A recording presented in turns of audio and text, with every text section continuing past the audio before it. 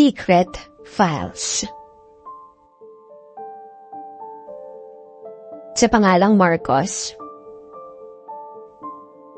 Isa akong lalaki, 24 years old, from General San City. Pagkatapos kong graduate sa kursong tourism, nakipagsapalaran ako sa Manila para makatulong sa pamilya. And at the same time, para simulan ng mga bagay na gusto kong gawin sa buhay. Mag-ipon, magkaroon ng magandang bahay, sasakyan, at magkaroon ng masaya at maginhawang pamilya. Bata pa lang kasi ako, simple lang ang gusto ko. Basta masaya ang mga taong mahal ko. Okay na ako.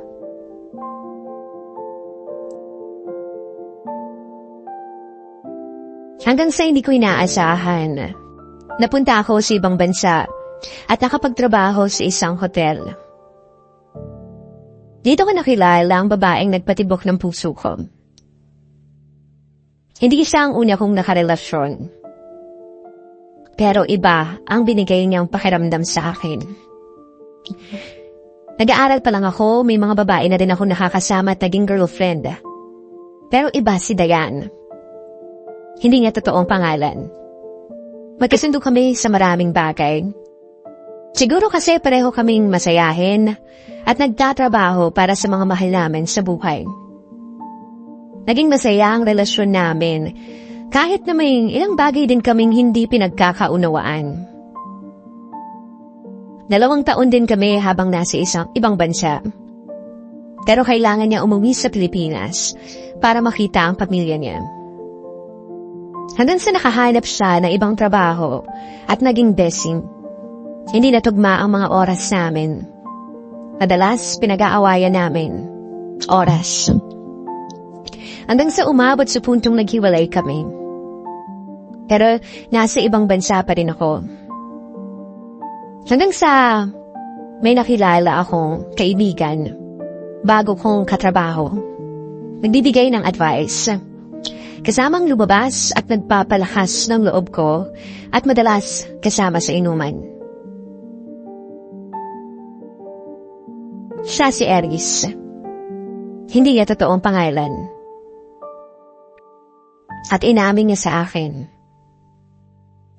na isa siyang bisexual. Noong una hindi ko alam na ganun siya.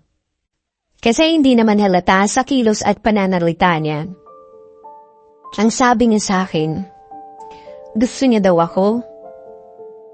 Pero ang sabi ko, pare, kaibigan lang talaga ang kaya kong ibigay sa'yo. At naiintindihan naman daw niya. Pero sana, huwag ko daw siyang iwasan. At hayaan ko lang siyang gawin ang mga bagay na gusto niyang gawin.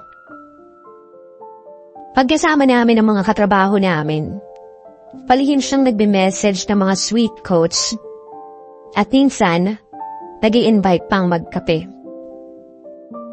Hanggang sa napansin ko, nagkaka-feelings na din ako para sa kanya. Sobra kaming naging close. Higit pa sa pagkakaibigan. And yes, alam kong mali.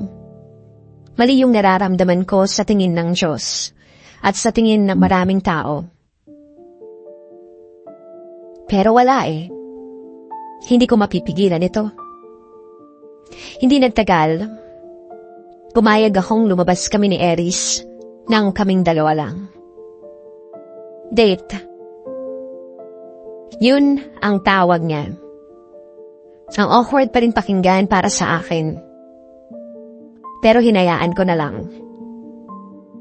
Masaya siyang kasama. Tawa lang kami ng tawa. Hanggang sa bigla niyang hinawakan ang kamay ko. Pero binawi ko agad ito kasi kinabahan ako. At baka may makakita sa amin. Naramdaman niya na hindi ako komportable sa ginawa niya. Kaya naisip niya mag-check-in sa isang hotel para sabi niya, hindi na daw ako mahiya kahit yakapin pa niya ako. Until may nangyari sa amin.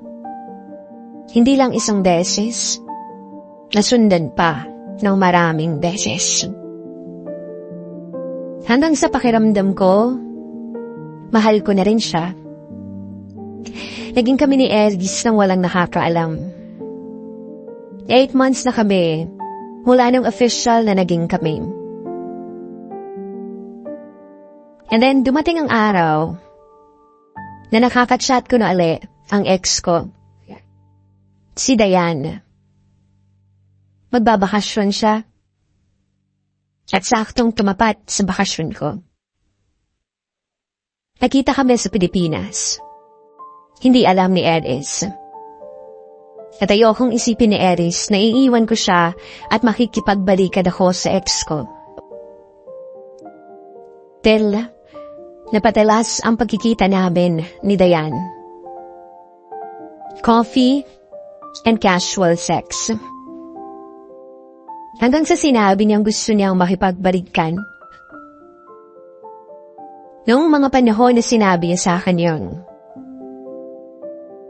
bigla akong napaisip. Hindi ko alam kung anong isasagot ko sa kanya. Oo, mahal ko si Diane. Pero mas mahal ko na si Aries. At alam kong mahal na mahal din ako ni Aries. Mabait siya, matunungin, at maprinsipyong tao. Ayokong sirain ang tiwala niya.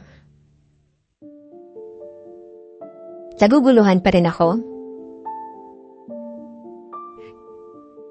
Sa kasalukuyan, nakatakda na akong bumalik sa trabaho sa ibang bansa. Kung saan nandoon si Aries.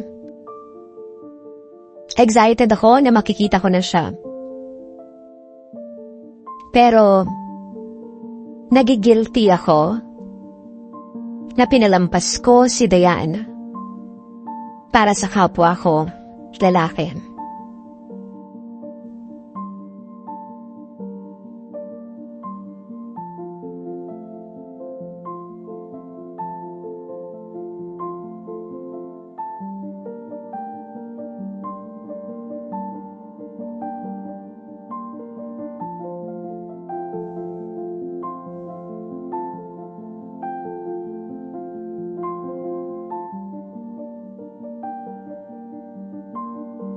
That ticket file was sent to us by Marcos.